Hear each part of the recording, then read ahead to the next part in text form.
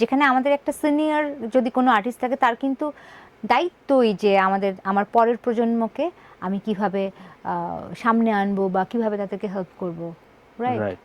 কিন্তু আমাদের দেশের সিনিয়ররা আমি কখনো কোনো হেল্প পাই না কারো থেকে।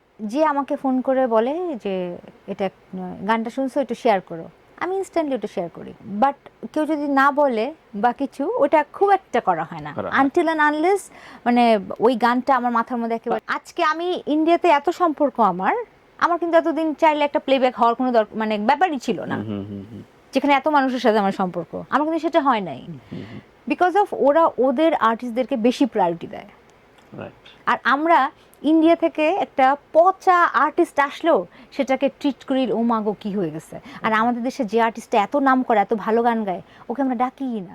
ইন্ডিয়া পাকিস্তানের মানুষ গান গেয়ে বড় লোক হয়, বাংলাদেশে কোনো আর্টিস্ট গান গেয়ে বড় লোক হয় না। সাইড বিজনেস লাগবে এবং শেষ বয়সে গিয়ে চিকিৎসা করতে হাত পাততে হয় মানুষের কাছে।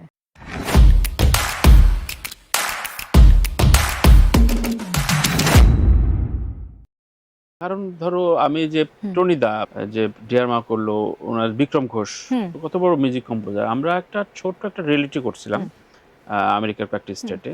ডিয়ারমার একটা গান সবাই পাঠাবে, তো আমি তো স্বাভাবিক, আমার এক্সপিরিয়েন্স তো বাংলাদেশের এক্সপিরিয়েন্স। আমি বললাম যে বিক্রম দা আমার সাথে কখন উনি ফ্রি থাকবে, তো উনি বললো তুমি যখন ফোন দিবা বলে দেওয়া আছে।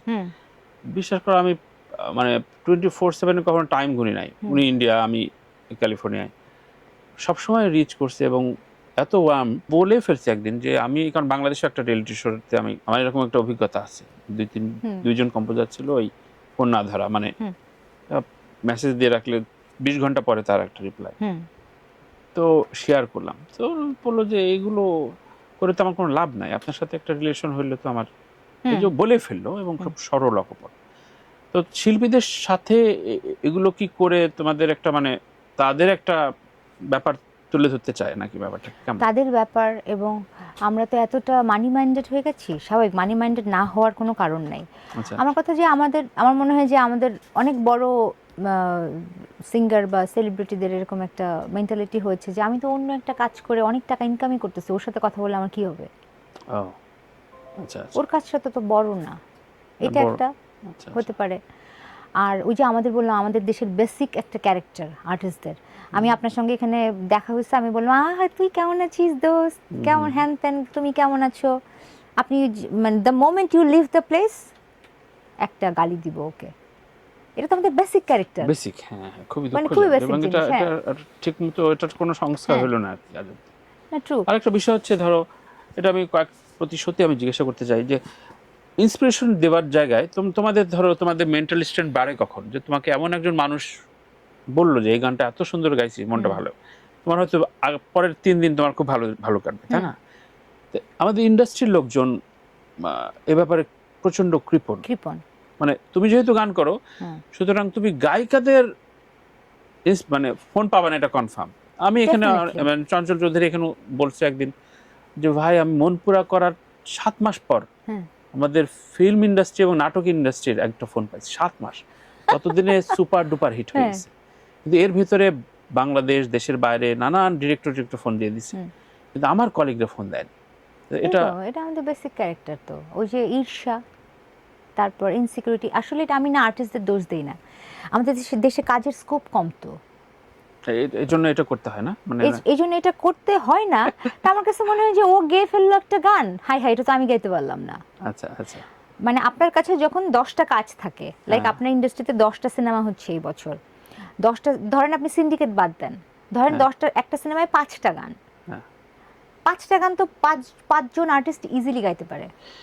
কিংবা ধরো আমি আজকে মানে এখন বয়স হয়েছে তো এখন এগুলো নাম ধরে বলি, ধরো বাপ্পা মজুমদার আমি জানি কোনা এলিটার গান শেয়ার করবে, এর বাইরে করবে না, না আমি একদিন লিখছি এটা।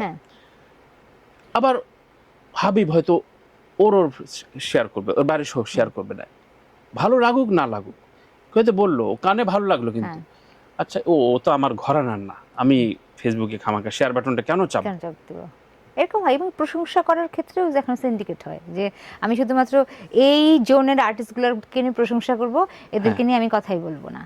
যেখানে আমাদের একটা সিনিয়র যদি কোনো আর্টিস্ট থাকে তার কিন্তু দায়িত্বই যে আমার পরের প্রজন্মকে আমি কিভাবে সামনে আনবো বা কিভাবে তাদেরকে হেল্প করব, রাইট? কিন্তু আমাদের দেশের সিনিয়ররা, আমি কখনো কোনো হেল্প পাই না কারো থেকে। তুমি কেমন? তোমার কি এই টেন্ডেন্সি, এটা সংক্রমণ হয় কিনা?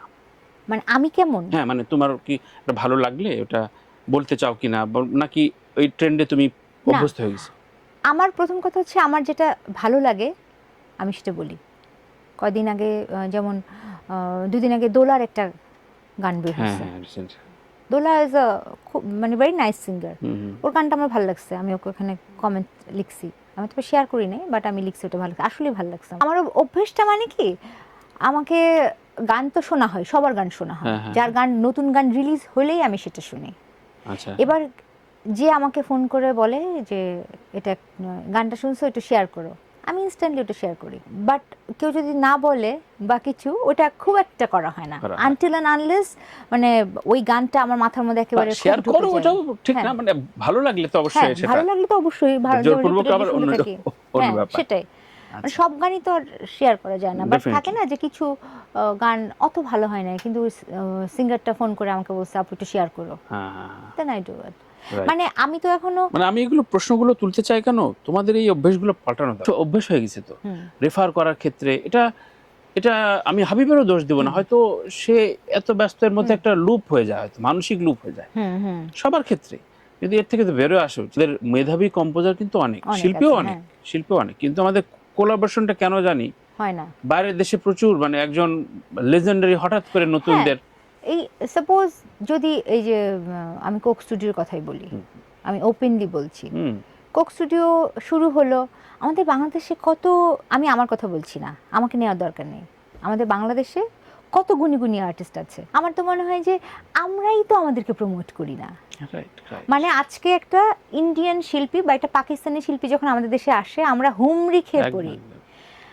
আমরা যখন, আপনি দেখেন অন্যান্য দেশের মানুষ কিন্তু, আপনি সব ভালো, সব ঠিক আছে, সম্পর্ক সব ভালো, আপনাকে কিন্তু ওরা ওদের সিঙ্গারদেরকে বেশি প্রায়োরিটি, ওটার জায়গায় দেশ।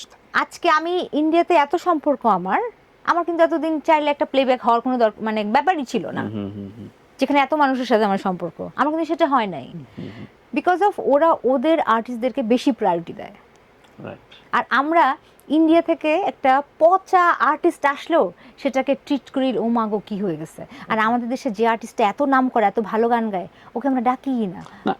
একইভাবে স্টেজের ক্ষেত্রেও ধরো, সেম আমাদের ক্লাবে, বাংলাদেশে যতগুলো ক্লাব আছে, থার্সডে নাইটে তুমি খোঁজ করে দেখো, এতদিন ইন্ডিয়া ছিল, এখন পাকিস্তানি আর্টিস্ট ঢুকছে, কিন্তু এদের যে পেমেন্ট রেশিও, আমি এটা আপনাকে বলতে যাচ্ছিলাম, কোনো একটা ক্লাব থেকে আমার কাছে গত কয়েক মাস আগে একটা কল আসলো, আচ্ছা, পারফর্ম করার জন্য। তো আমি আমার যে রেমুনারেশন, মানে পৃথিবীর কোথাও বাংলাদেশি আর্টিস্টদের যে রেমুনারেশন গান গেয়ে, সেটা কিন্তু ইন্ডিয়া পাকিস্তান কোথাও নাই। ইন্ডিয়া পাকিস্তানের মানুষ গান গেয়ে বড় লোক হয়, বাংলাদেশে কোনো আর্টিস্ট গান গেয়ে বড় লোক হয় না। সাইড বিজনেস লাগবে এবং শেষ বয়সে গিয়ে চিকিৎসা করতে হাত পাততে হয় মানুষের কাছে, আমরা এটা দেখছি। তো এখন আমাকে ডেকে বললো যে এইটা আমাদের প্রোগ্রামের বাজেট। আমি বললাম এটা তো আমি তো এই বাজেটে করতে পারবো না। বলছে অমুক শিল্পী তো এই বাজেটে করে, তবে তাকে দিয়ে করেন আপনি। আমি তাকে ডিরেক্টলি বললাম, ক্লাবে যেহেতু আপনারা এক টেবিলে যখন বসেন আড্ডা দিতে, you guys pay for 5-6 lakh টাকা মানে ড্রিঙ্ক করে, সেখানে একটা আর্টিস্টকে নিয়ে যাওয়ার সময় আপনারা গান শুনবেন, আপনারা এরকম টাকা পয়সা নিয়ে মাছের দাম, এটা রিয়েলি একটা প্যাথেটিক ব্যাপার। এই বোধহয় জায়গা, মানে আমি আমার একটা পার্সোনাল এক্সপেরিয়েন্স শেয়ার করে দ্বিতীয় বিরতিতে যাই। খুবই ভালো টপিকে কথা হচ্ছে, দারুণ বললা। মানে আমি শিল্পকলায় একটা সেমিনার হচ্ছিল এবং সেখানে বেশ কয়েকটা ক্লাবের ফেলো মেম্বার এবং ভাবিরাই ছিল, ভাবিকুল। তো ভাবিরাই তো আসলে রেফার করে। তো উঠে আমি বললাম, আমি তার আগে একটু খানিকটা স্টাডি করছি, আমরাও কয়েকটা জায়গায় রিপোর্ট করছিলাম। তো আমি বললাম যে ওই সালে প্রায় 20 কোটি টাকার উপরে বাংলাদেশের ক্লাবগুলো ওভারসিজ আর্টিস্টদের টাকা দিছে, মানে ঘোষিত। এটা আন্ডার টেবিল কত গেছে তো জানি না। সোনু নিগম থেকে শুরু করে, একসময় খুব ট্রেন্ড ছিল, প্রত্যেকটা বৃহস্পতিবারে বিশাল সুনিধি টুনিধি এসে গেয়ে যেত, ক্লাব শোগুলো করে যেত। তো তখন আমরা বললাম যে সংস্কৃতি নিয়ে যেহেতু কথা বলছি, আপনার ভাবিরা প্লিজ একটা সপ্তাহ, মাসের একটা সপ্তাহ ওই বাজেটটা বাংলাদেশি শিল্পীদের জন্য রাখেন। রাখেন। তাইলে আর কিছু, আর সেমিনারও লাগবে না, আমাদের খাওয়ানো লাগবে না, কোনো আলোচনা লাগবে না, এমনি সমৃদ্ধ হয়ে যাবে। এরা গান গাইতে চায়। এদের আপনি ওই একটা বাজেটে আপনি বাংলাদেশি শিল্পীদের সারা মাস শুনতে পারবেন। শোনেন না, খুবই অপছন্দ করলো আমার কথা, মানে এই তো আমাদের ভাবিদের গালে গালাজ করছে। তো এটা সিরিজ একটা আলোচনা ছিল পরের সপ্তাহ। তো পরের 2 সপ্তাহ আর আমাকে যেহেতু ডাকলো না আর কি, কারণ এইসব আলোচনা তারা পছন্দ না। তো তারা আসলে শুনতেই চায়, মানে ওর পরিবর্তন হওয়ার জন্য না, কিন্তু পরিবর্তনটা খুব জরুরি।